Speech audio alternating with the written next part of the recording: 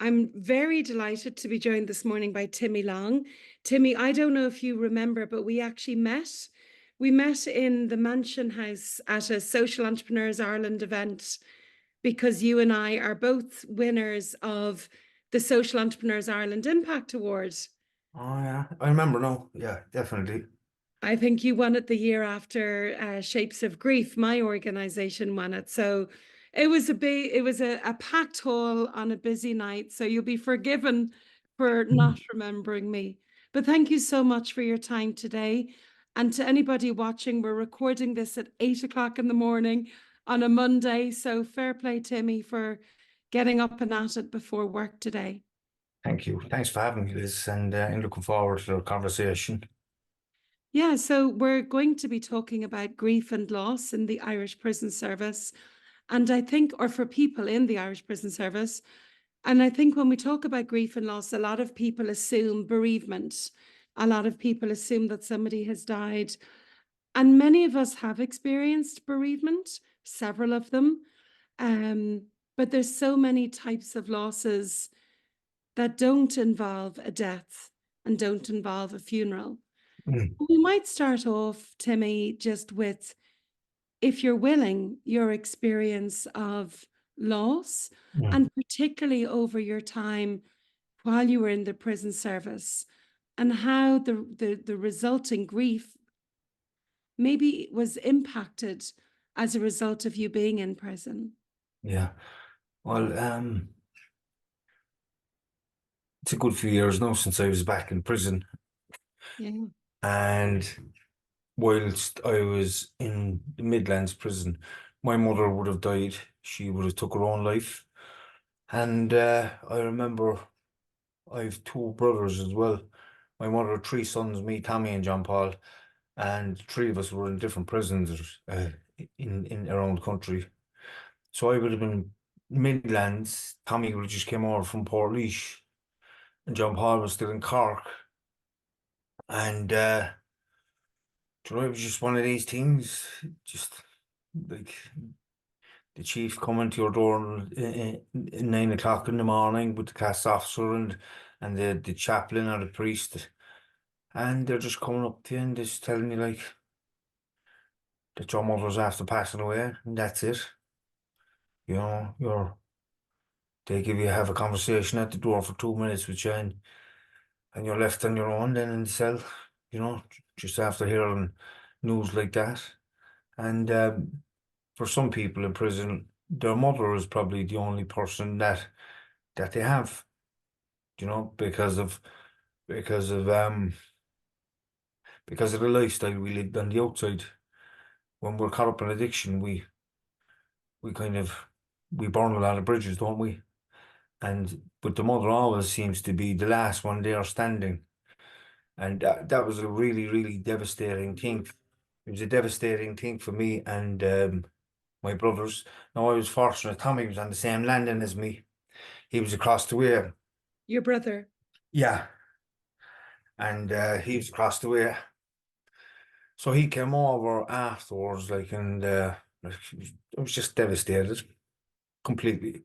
You know, I found it very, very difficult to get over because at the time, myself and my mother, we were having a bit of a struggle in our relationship as well Mm. because because my mother suffered really badly with her mental health, and I was trying to get my own self sorted within the prison, and I was about 8 or 9 months in recovery from alcohol and drugs, and I was trying to stay away from that life, and geez, it was very, very tempting to go back into that life when that happened, just to take away the grief, because I was already dealing with stuff.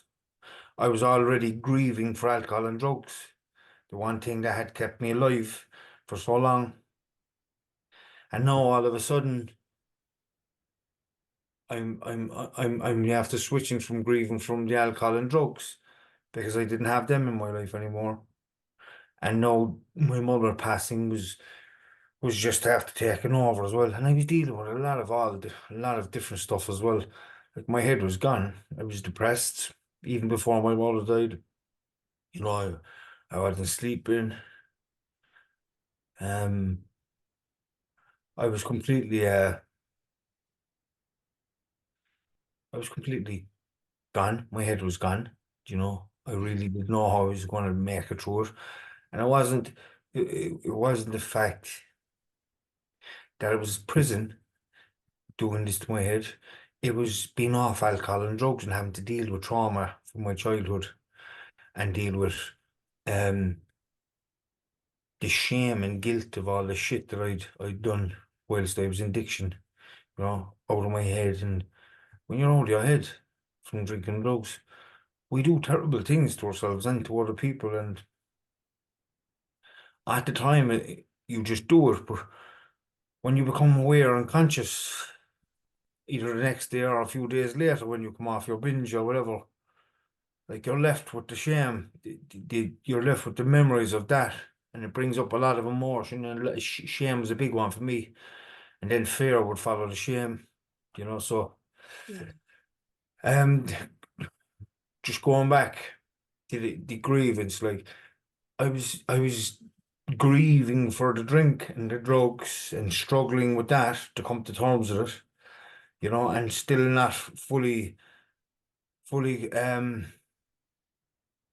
knowing whether I was going to stop or not, because at that stage I was still waiting for a phone call off my partner back then, just to tell me that the relationship was over so I could have an excuse to go back using alcohol and drugs. Um, Was sobriety imposed on you because you were in prison, or was it something that you wanted, Timmy? it was something that I wanted because by by the by the time I stopped, like when I stopped using and drinking and stuff, um, I'd no one in my life, you know. I'd nobody wanted me in their lives because of all the trouble that I was causing, the pain for them, and just upsetting their life in some way. Mm. And it must have been very difficult for people to have me around them because I was out of control. I was one of these really chaotic alcoholics and drug addicts that would be capable of doing anything at any moment. Yeah. I just get a thought and I'd go and I'd do this and do that because I'd no fear then either. I'd no fear in relation to what happened to me, what happened to another human being. And that's a very, very, very scary thing. And I'm sure a lot of the lads know that listening to this can relate to that. They can relate to not really caring, when you're out there living that life and you don't know right from wrong because the only thing you want in your life is money to get more drugs and more alcohol and to keep you going. And the only thing you can think of is drink, drugs, alcohol, criminality. Where you're going to get more money. Yeah. That's how I lived my life for about 17 or 18 years, I'd say. From a really young age until the day I stopped using, I lived my life like that. Completely up in my head, always consumed with thought around drink, drugs, and the life of crime, you know. So And here you are alone in your cell. yeah, You're already vulnerable. You've been stripped of all the anesthetic you'd used for almost 2 decades. And then you get this devastating news that the one person who has stood by you has died. I still had my partner. Okay. My brothers, my brothers were different. They didn't, you know. And like I would only still had my partner because I wasn't drinking and drugging. But if I touched the drink and drug, that was gone as well, Yeah. And like when my mother died, we didn't just lose our mother, we lost our home as well. Like our home that we had for 35 years, the council house, was taken as well. So when my mother died, the three of us were in prison. The council came up and boarded up the house Mm. and that was it. So like you could say that we'd no home to go back to. 'Cause my mother's place was always the haven for us. Like she'd never throw you out, no matter what, you know. Yeah. So It it was was a always difficult a one. safe place to land. It was because, like, mothers, like, no matter what, their sons or daughters, no, not in every case, Yeah. not in every case.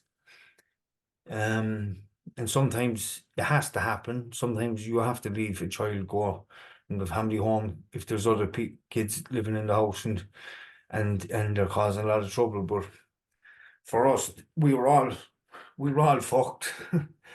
We were all the black sheep of the family. Me and my brothers, like, there was no just one of us. We were all as bad as each other. So it really didn't matter, Mm, because I don't think my mother ever slept a full night's sleep, mm. living in the house, because there was always something going on with either one of us or the three of us.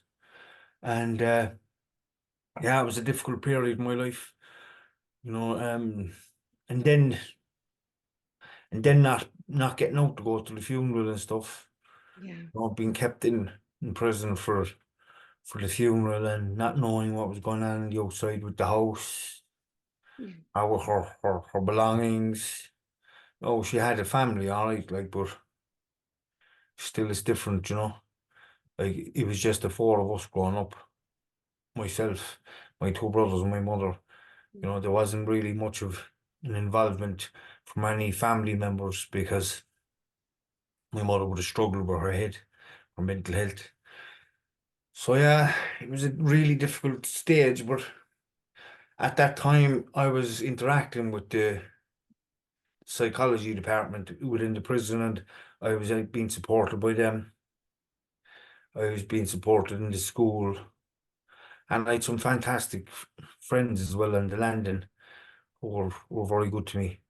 You know, they'd come in and they'd sit down, they'd have a cup of tea with me, and they'd just ask me, was I all right? And, like, some of the best people I've ever met in my life were in prison, or are still in prison. They just made one really silly mistake, and I could be in there doing a life sentence as well. And then, so it's so easy to do something in one moment that will affect the rest of your life when you're on drinking drugs. And I thank God every single day, or whatever was there, that I'm fortunate enough that that didn't happen to me, and I was given a chance to be able to have a second life, and that's what I call it. I was given a second opportunity to live life when I got off the drinking drugs. mm. And it wasn't easy.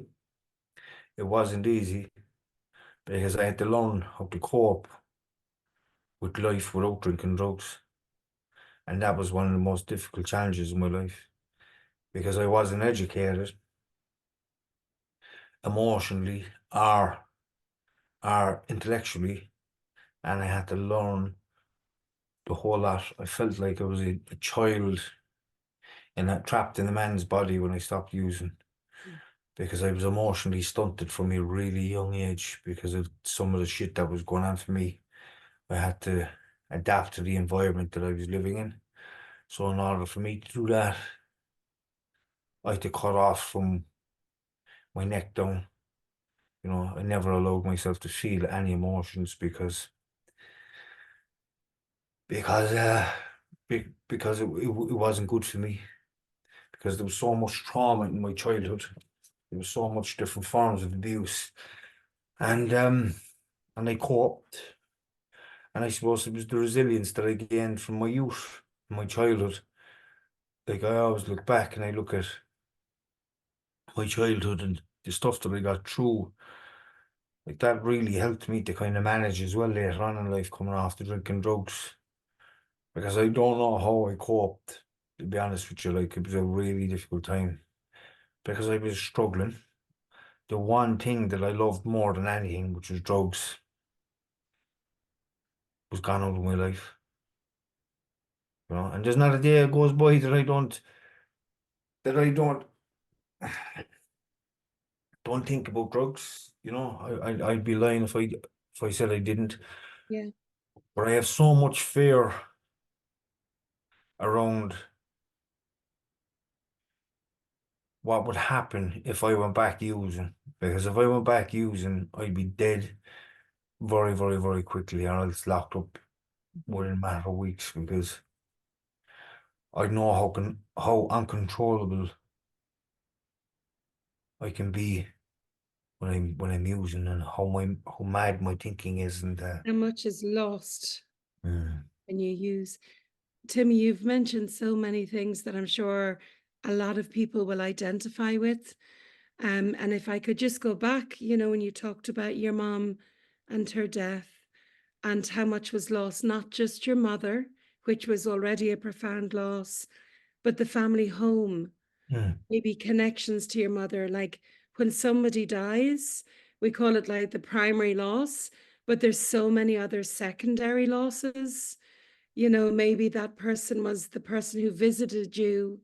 Maybe that person wrote letters. Maybe, that person you knew would hold the fort outside. It's different for everybody, but it's not just somebody's death. There's so many secondary losses. And, you've mentioned a mother and sort of the unconditionality of their presence for their adult children. Suddenly, that safe haven that you and your brothers had is also gone. How did you manage with that loss when you were already, you said you felt like a child inside mm, without the drugs? And I think that's a really common experience to feel so young again. yeah. How did you manage?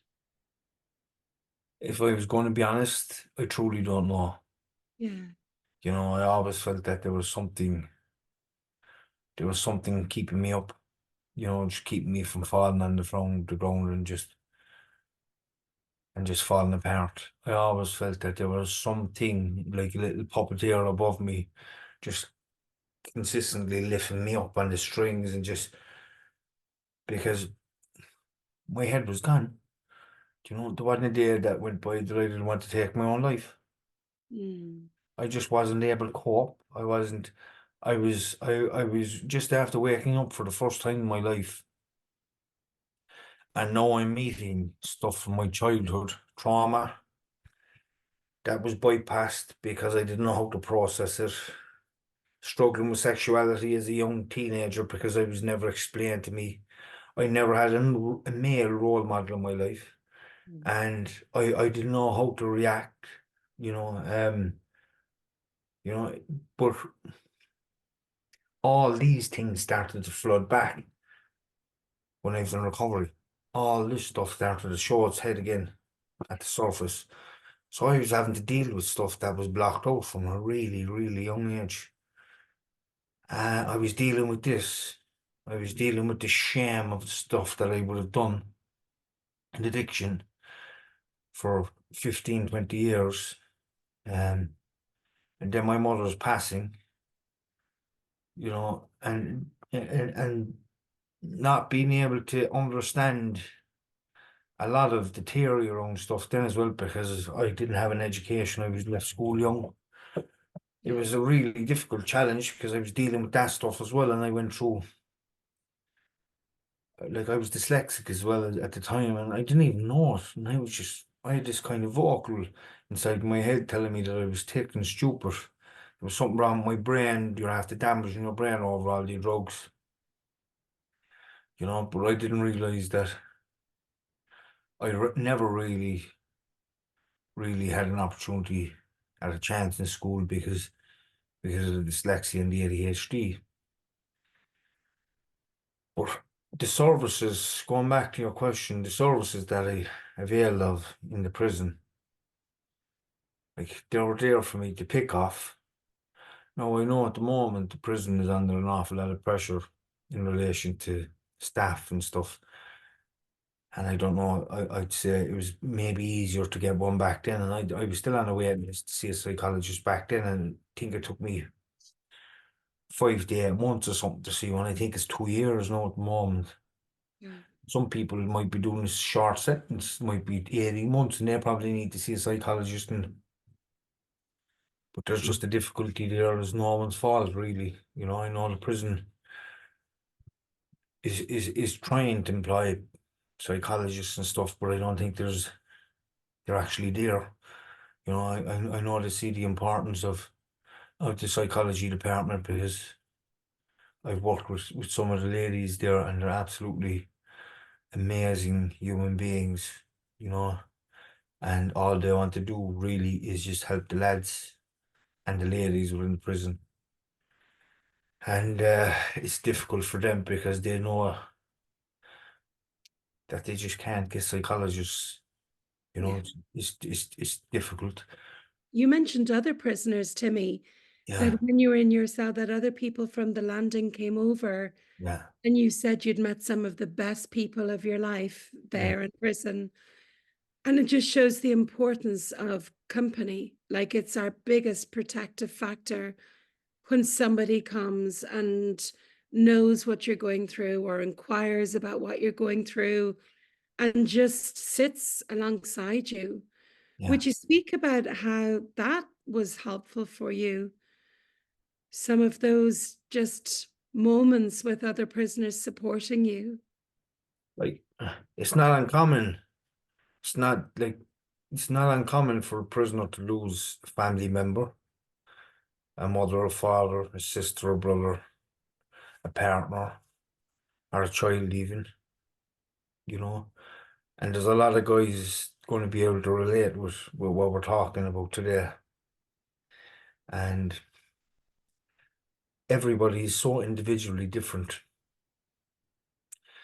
Some people might just close up shop and they might leave anybody in, Yeah. because we're talking about men and women, but mostly men. Like men don't really allow themselves to look vulnerable or to feel vulnerable or to feel emotion because we believe we're not supposed to because we probably being brought up, you were always told to not to cry. Stop crying if you hurted yourself and all these things, and that's kind of bad into men. So Yeah. it can be really challenging for men to show their emotions and allow themselves to feel vulnerable. But when the door is locked in, like they'll cry, you Mm. know. They mightn't cry with guys around them. Now, when my mother died, I had no control over my emotions. It didn't matter in front of who, it just kept flowing and flowing and flowing. I was dealing with guilt as well because we weren't really in a lot of contact at the time, myself and my mother. So there was a lot of guilt there over that as well. And it was her birthday the day before she took her life. But I spoke to her briefly on the phone because my brother Tommy was on the phone to her on the landing, and I said hello and happy birthday to her, and I asked her how she was getting on, and she said she was seeing as a counsellor as well. She's struggling, and I was very, very happy that I got an opportunity then to speak to her, and have a chat with her. And about a week after her death, then um, I got a letter in the post. It was a suicide letter from my mother. She was after sending one to each of us in when she took her life, and I was fucking. It was just kind of just tore me apart. Like when you read something from somebody who you know since your birth, who carried you, and they're writing you a letter just moments before their death, like it brings you back into how they feel. And then because of me struggling with my own head, my own mental health, I was trying to, I could actually understand why she would do something like that, why she would take her own life, because of the pain I was in. Like, I always said I'd never kill myself because we would have dealt, I would have dealt with suicide previously in a home as well, because my mother's partner, who was very close to us as well growing up, would have maybe acted maybe like a father figure for a period. He would have took his own life as well. Um, and that kind of destroyed her as well. But that was many years ago. I was only 15 when that happened. But yeah, we're dealing with all these different difficulties, and It was just tough. It was a really, really tough period, but the lads in London, they'd come in, you know, and it might have even been difficult for them, but they'd knock at the door, they'd open the door, and they'd just say, "You all right to me," you know.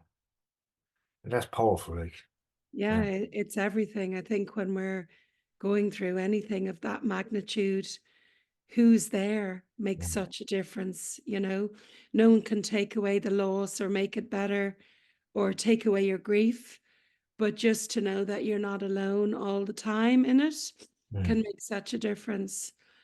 I'm really struck by how much you were trying to process at the, all at the same time when you come into the prison service from, the kind of life that you were living and you're going through you're getting clean, you're trying to get sober, life has changed dramatically. I imagine you don't know who you are anymore, because you were so identified with your drug use and your drinking. yeah, And we drink and drug for a reason, and all of those reasons come flooding in then when you take them away. So you're sitting there already dealing with this massive challenge when you have a sudden shocking loss, yeah, and how someone dies really matters, when they die and how they die.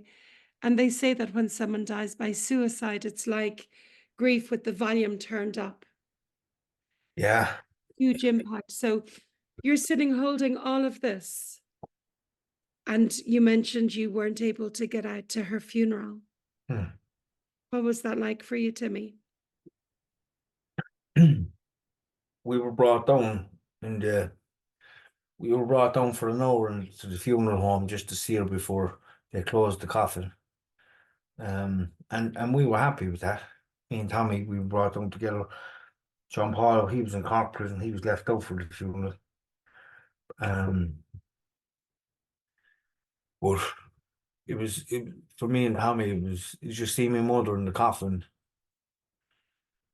It was devastating. Like it was absolutely devastating. Like, and there was so much sadness. Like, you know, and there was no drugs in my system to block any of this out at the time. There was nothing at all. It was just. And a lot of the stuff I didn't even know what it was, how I was feeling, because I'd never allowed myself to feel anything previous to this, previous to being in recovery. And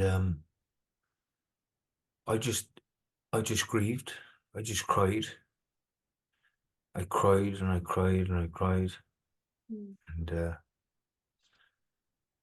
I'm glad I did because it helped me to get over it. I won't say get over it. It helped me to get through that period of my life. Yeah. It was a really tough one.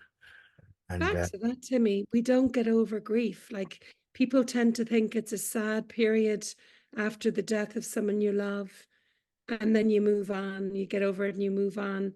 Would you say you've gotten over your mother's death, or how learned would to you live with it. phrase I've learned to live with it. Yeah. It was 12 months now, or 12 years now since she died. Um, just the September gone, or not September, to December, just December gone, and like it's just something that you just get on with, you know. I'm not somebody who latches onto stuff and holds onto it, and I get on with my life.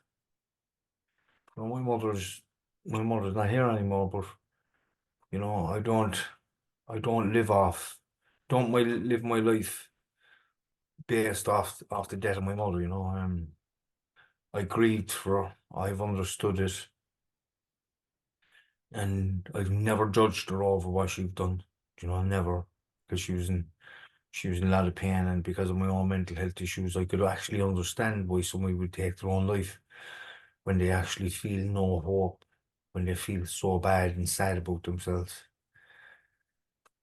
And when somebody can relate to somebody in that way, they'll understand why somebody would take their own life, and I do, I do, and it's sad. It's really sad, but unfortunately, some people don't see any way out Yeah. of what's going on for them in their heads and the way they're feeling in their bodies, and That's why that kindness and that social protection, just from other people is so important because it can make a difference. it just shows you who we are as human beings. Because a lot of the guys there probably relate to this. I grew up, I grew up believing that nobody really cared, you know, because of the stuff that was going on in my life. Yeah. And I grew up believing that I was bad because of the shit that was happening to me as a child. So in my adult life, I actually didn't really think that people were good, because my experiences with people from a young age were bad. They were Yeah. negative. And it wasn't until I got myself sorted and I got into recovery, and people were giving me help, and they actually didn't want anything in return for their help to me. And I found that very difficult to understand why somebody didn't want something in return for them sitting down just talking to me. Like I nearly wanted to give them money for just sitting down talking to me and having a chat with me. I couldn't understand that. Yeah. I could not understand it, but I do now. And I do also believe in people. I believe in humanity. I believe in Mm. the goodness in people. I used to think everybody grew up in the same environment as me and thought the same as me. Mm. And I didn't realize that each individual person is so different and unique in their own way because their upbringing, I Yeah. grew up in a violent environment, you know, where my mother suffered with mental health. There was a lot of abuse, neglect there, and there was no fault of her own. She just wasn't able to cope with three young boys on her own. It's just Um, passed on generation from yeah, generation, isn't it? but I actually thought everybody was like that, Yeah. thought the way I did and felt the way I did. I didn't realize that we all have individual lives growing up, and some people are different because they may have grown up with two parents, two really loving parents. They may have grown up where they had food. They weren't living in poverty. We grew up in poverty. We weren't even working class. We were poor. We lived in hand downs and all this shit. There was no meal in the home. So it was different. But when I started to realize if I was born into a different family on the other side of the city, maybe I would have been the guard. Yeah. That's who I hated most of my life. Maybe I would have been a teacher. It's all about where you're growing up and the environment you're brought up in, you know, 100%. It's and a really that's what, good dice. and that's it. It's just, Yeah. it's like pot luck. And sometimes there's no one, you have no control over. Yeah. I made the best of, I used my experiences. I used my experiences in addiction and recovery to be able to educate others around their judgment on people like me and people in prison, Yeah. and and and and, and just be a little bit more open-minded about how you judge somebody without even understanding their background, where they came from, what they actually had to do to survive in the environment that they lived in. And we never give that a thought.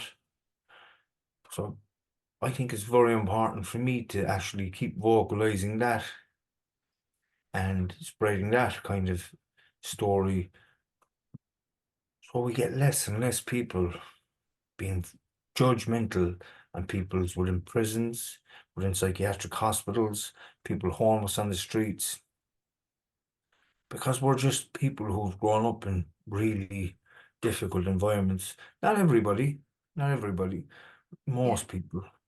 And they just, it's like, it's not that we were born bad people, because I don't believe anybody's born bad. I believe your environment molds you into the human being you become. Yeah. And it creates the different ways of that you think as well. And the only because of my experience is in life and coming through the other side and having my own thinking change from what it was before I before like it was so different to what it is now. It's much more positive about myself and about other people. It's much more positive instead of negative before, you know. And I think it's important that people like me who came through them challenges speak up for the people who are still struggling and who don't have that voice or vocabulary to be able to express how they're feeling. But we do, and that's why I do what I do. You know, I keep doing what I do. And It's what so important to hear other people's stories, so that this is how we learn the best, yeah, listening to other people. And, you've said a few times, Timmy, we're all so individual and unique.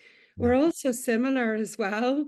We're so similar. And I actually find great comfort in that because, to know that whatever I'm feeling, if it's intense, it's just part of being human. And it almost can't be any other way, given the circumstances. yeah. I think there's great comfort in that.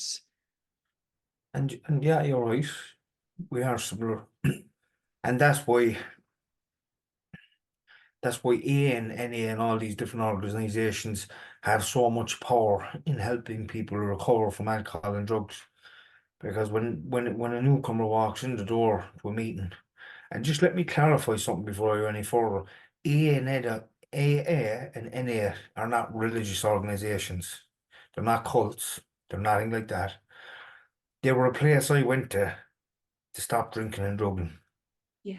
And I ranted and I fucked people out of it at the start because I just didn't want to stop, you know. But inside in those organizations, when you're sitting down listening and you're listening to someone else share their experience around alcoholism or drug addiction, it's one of the most powerful and profound things another human being can sit and listen to because they can relate. And that's when I knew I wasn't on my own. You know, I wasn't on my own in life. I wasn't on my own within my community. And I from there on, then I started to mix a little bit more. I went from the introverted to more because I could relate to these people. I could understand them, they could understand me. A lot of us would have had similar backgrounds around trauma and abuse and all these different things. And it was great to have somebody to talk to and not feel judged. You Someone know? you could trust, yeah, and somewhere to belong, because we Yeah. all need to feel like we belong somewhere. Timmy, can I jump back to the grief and loss a little bit? And, we spoke about your mother's death and how that impacted you. There's so many losses associated with being in prison. Obviously, the loss of freedom. But would you speak a little bit about what you felt your time in prison? And it sounds like you used it well and you learned a lot about yourself, but there's also a sense of loss, I imagine, um, by being in the prison service rather than being out in life, meeting people, being with your partner, having children, moving forward. What was that like for you? I've completely put words into your mouth there, but your experience might be really different. For me, for me, and I'm sure a lot of other people can relate, even though a lot of us don't like being in prison, sometimes prison has a massive part to play in saving our lives because it's like respite from drug addiction and whatever chaotic madness is going on outside. You know, it gives us a break away from all that, even though prisons can be a really um intense environment, you know, where it's there's a lot happening in prisons, you know. There's a lot happening. Um, Prison played a massive part in my life in relation to keeping me alive, you know, getting me off drugs down through the years. Even if it was just briefly, it was a period off drugs, and it was a period for me to get some clarity to see where my life was going. But the last time I was in prison probably was the most important role to play because it helped me, even though I was away from my kids and my partner, and there was grief around that, there was sadness, there was loss. But I also knew I had to be there because I don't think I could have got what I got outside in prison. I got help from the psychology department. I got an education. You know, I was able to get time on my own inside in the cell for 16 to 18 hours a day. You know, and just sit with myself. I wouldn't have gotten all that stuff at home because I had kids. I wouldn't have been able to. I didn't have financial worries, you know. And if I was out, I don't know what my behaviours around crime and drugs being stopped as easily as they were while I was in prison, you know, because I would have still have had to support my family if I was in the outside, and my way of supporting my family back then was through the proceeds of crime, criminality and drug dealing and stuff. When I went into prison, all that stopped. You know, I stopped all that. I started to focus on my education and just trying to get well. And most days I didn't even know what I was doing. I was just putting one foot in front of the other, not Yeah. knowing what was going on in my life, you know. And I used prison. I used it for the best of my ability, that for the best for me, not for them, or not for anyone on the outside, for me, Mm. you know. And there was more loss for me leaving prison than there was going into prison. Because there was times when I went home and can be still that way, that I wouldn't mind sitting inside in a fucking cell for 16 to 18 hours a day to kind of sit with myself and have a bit of peace and a bit of security. Like I was never felt as safe that I did inside in prison when the door was locked behind me. You had Mm. these mass concrete walls around you and a big steel door. You know, like that's security for me. You know, so prison is what you make of it yourself. You know, and every individual is going to have a different opinion on it. And for me, there was no loss going into prison. You know, for me, it was positive. It saved you. It did save me. It took me out of that environment that was chaotic. You know, it took me away from the drugs. It took me away from people. Took me away from people too. You know, and it had a positive impact in my life. It really did because I was in a place to I was very willing and I was in a place to allow it to help me. So yeah, that would be my experience. But I also know it's not like that for everybody else. You know, Mm. I know prison is difficult because they have the loss of newborn. Like my son was 8 months when I went into prison, and I didn't see him for years after that. I think he was 4. He was 4 when I got home. Um, but even during the 8 month period that I was around, I wasn't around because I wasn't living in the home. I was living from couch to couch or from this place to that place because I was destroyed from drinking drugs. You know, so there wasn't much loss there, you know, because I knew I had to be there to get myself sorted out. It sounds like that you lost so much more through the using rather Mhm. than your time in prison. Prison actually gave you back to yourself in a way, I but don't it think there was was ever drinking any, it lots. gave me back to itself. I never really had any, I never really had any any memories of myself. I actually never had a memory of actually being aware or conscious any time in my life until I stopped using. And I was so young when I completely shut off. I can't remember that far back. I can remember why I shut off and what happened, but that's about it. When you're in the thick of it, you think that's normal. Like you said earlier, I thought everybody lived this way.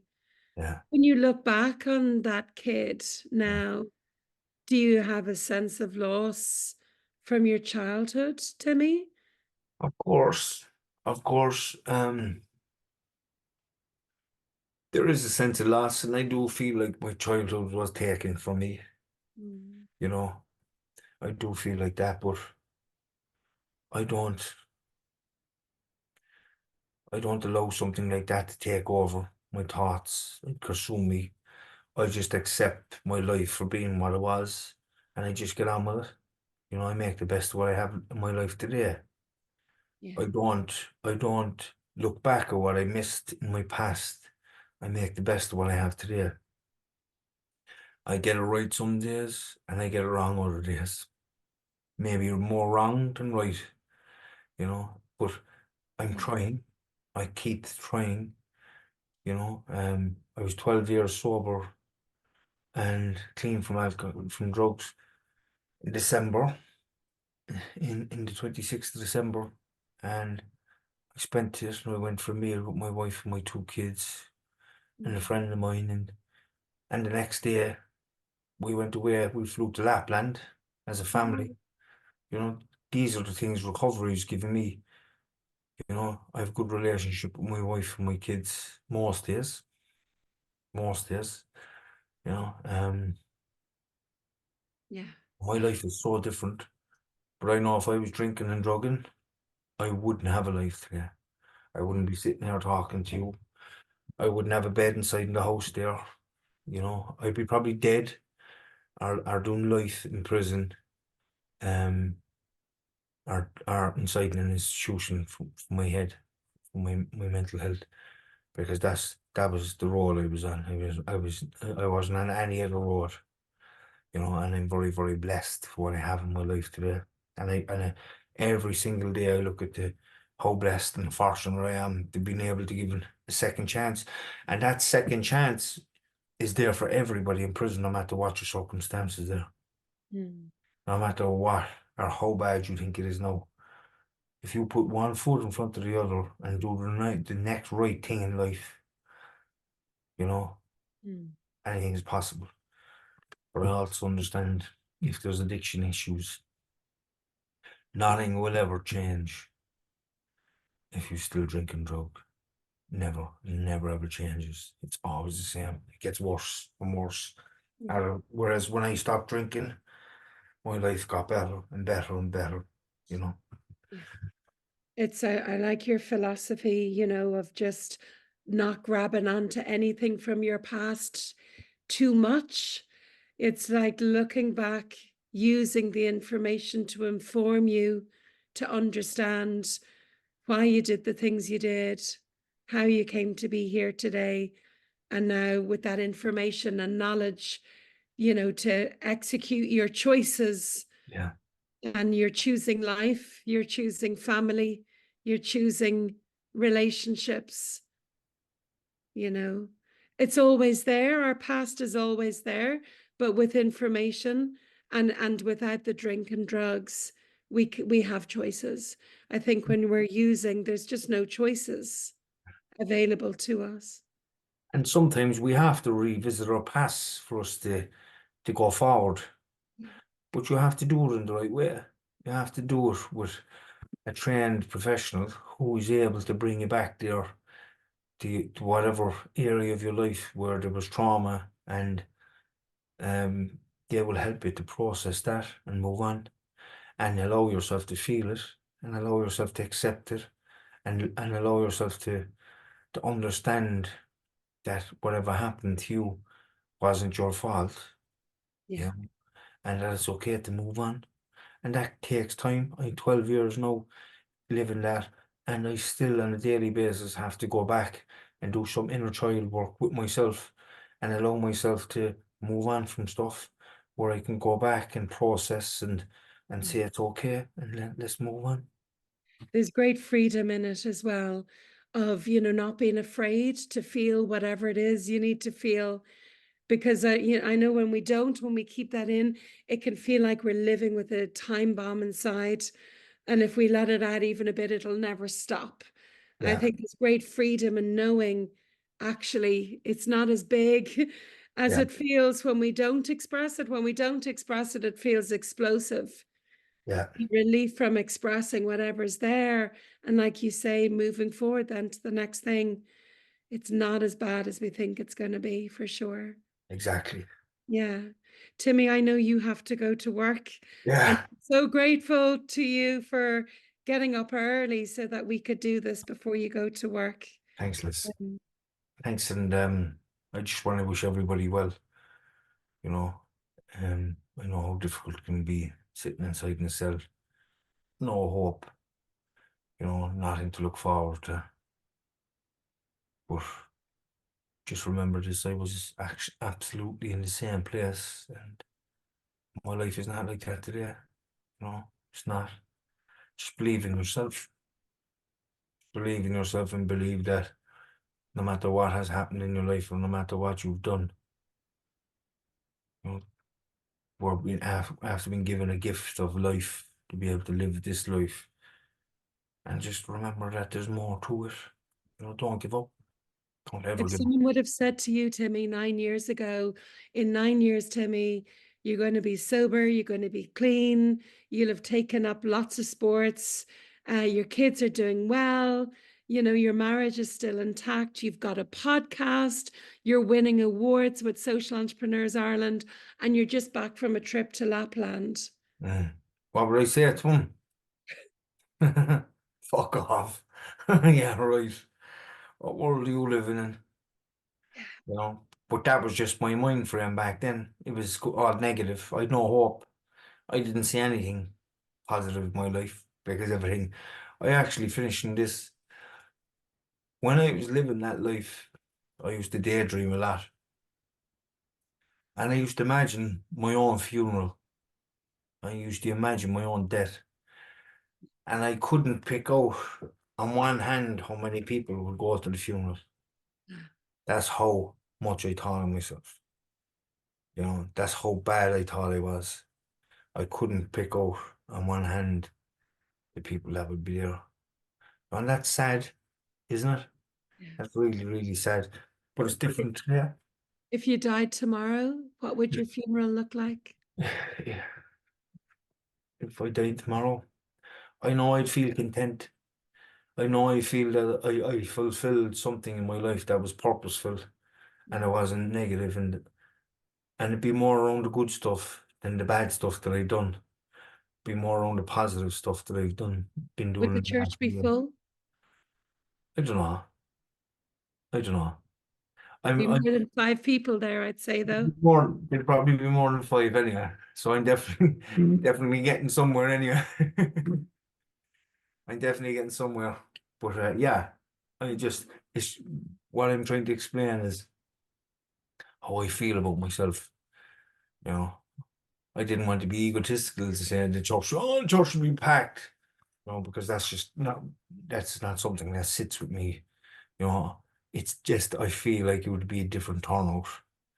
Because I know I'm after doing something constructive with my life in the last few years, and it just makes me feel like I've actually fulfilled something that was really, really good, not just for me, but for others, and that's what's important to me. It's knowing that I've actually gave back instead of took, as I was before, constantly taking and taking and taking. I now know I've actually gave back, and that's why I feel different because I allow myself to give back today and not look for anything in return. Whereas back then, I just wanted to take it and still give you nothing back in return. So Yes. that's the difference. But yeah, Thank but you for giving yeah, hope today, Timmy. thanks very much, Liz. Yeah, really nice to Just wish everybody well. Everybody well. And New Year. It's New Year. Make a few positive decisions to change your life today.